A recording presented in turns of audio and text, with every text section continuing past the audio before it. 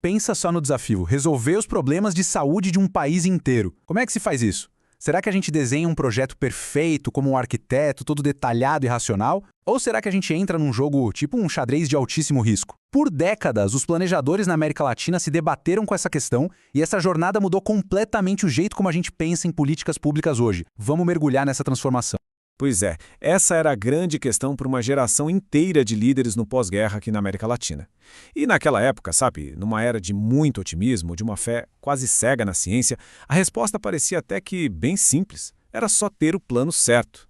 A ideia que dominava era que a saúde de uma sociedade era tipo um prédio esperando para ser construído. Se a gente juntasse os especialistas certos, os dados corretos e o projeto mais racional possível, pronto, seria possível projetar um futuro saudável para todo mundo. Essa foi a era do plano mestre.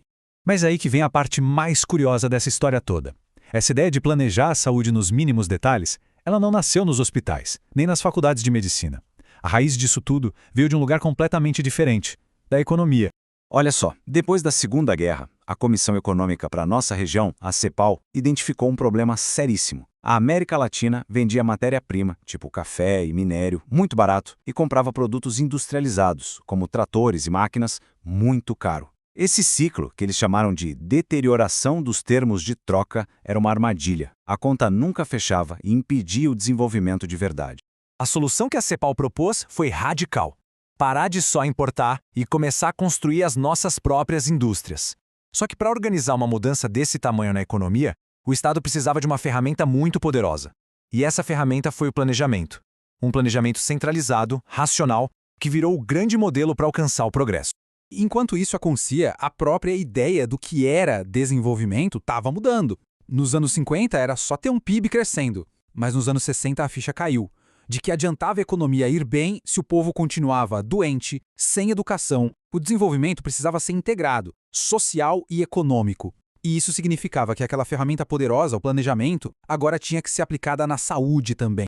E aí que a gente chega na primeira grande tentativa de construir aquele projeto perfeito para a saúde. Foi o começo da chamada Era Normativa, uma época em que se acreditava que qualquer problema podia ser resolvido com as regras certas, com os métodos técnicos perfeitos. E a grande estrela dessa era foi o método Sands-Ops. Com o apoio da Organização Pan-Americana da Saúde, ele foi basicamente uma tentativa de pegar a lógica da economia e dar um copia e cola no setor da saúde. Era o projeto técnico na sua forma mais pura. No coração desse método, tinha um cálculo, bem poderoso, mas também bem frio, o custo por morte evitada. Para decidir o que era prioridade, os planejadores faziam uma pergunta bem direta: qual programa de saúde salva mais vidas gastando menos dinheiro? Era uma decisão puramente matemática, uma lógica econômica aplicada diretamente à vida e à morte das pessoas. Isso aqui, um projeto perfeito no papel quase nunca sobrevive ao mundo real. A ideia era criar uma máquina de decisões super racional, mas a realidade era outra. O método ignorava completamente a política, partiu do princípio que o governo tinha controle total de tudo, o que não era verdade, e era tão complicado que era quase impossível de aplicar nos sistemas de saúde reais, que eram todos fragmentados, uma bagunça. O fracasso em colocar o Sands-Ops em prática fez os planejadores começarem a ver as rachaduras no seu projeto perfeito. Aos poucos, eles tiveram que admitir que, talvez a política e outros fatores complicados importassem um pouco. Uma década depois apareceu uma nova proposta, a do CPPS. Ela ainda seguia uma lógica bem rígida de passo a passo. Primeiro define o objetivo, depois cria a política e só lá no finalzinho ia analisar a viabilidade. Ou seja, a política finalmente entrava na conversa, mas era tratada como a última coisinha para checar na lista, sabe? Quase um detalhe. Mas como o pesquisador Uribe Rivera disse muito bem, a realidade não funciona em etapas. O processo é complicado, é interativo, as coisas acontecem todas ao mesmo tempo. A vida real, afinal, não segue um fluxograma. Então, o problema de fundo continuava ali. Mesmo falando em viabilidade, o modelo ainda tinha falhas básicas. Ele ainda viu o governo como o único jogador no tabuleiro, o todo-poderoso.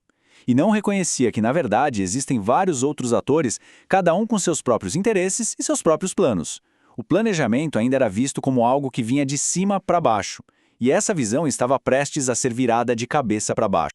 E é aqui que a mesa vira de verdade. É a revolução intelectual. Pensadores como o chileno Carlos Matos e o argentino Mário Testa não só ajustaram o modelo antigo, eles jogaram o modelo antigo fora. Para eles, planejar não é desenhar um projeto, é jogar um jogo. A mudança de mentalidade aqui é brutal. No modelo antigo, o planejador era tipo um cientista de jaleco, observando a realidade de fora.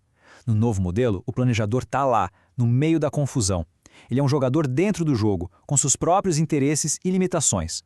A realidade não é uma coisa objetiva para ser medida. É um campo de batalha com várias perspectivas diferentes. E o sucesso não depende mais do plano tecnicamente perfeito, e sim da capacidade estratégica de construir poder e fazer o plano acontecer. O Carlos Matos, que foi ministro no Chile e sentiu na pele como as coisas funcionam, criou o chamado Triângulo de Governo. Ele dizia que governar é um equilíbrio constante entre três coisas: o plano que se tem, a capacidade real de executar esse plano e o controle que se tem sobre a situação. Um controle que é sempre limitado, porque existem outros jogadores na partida.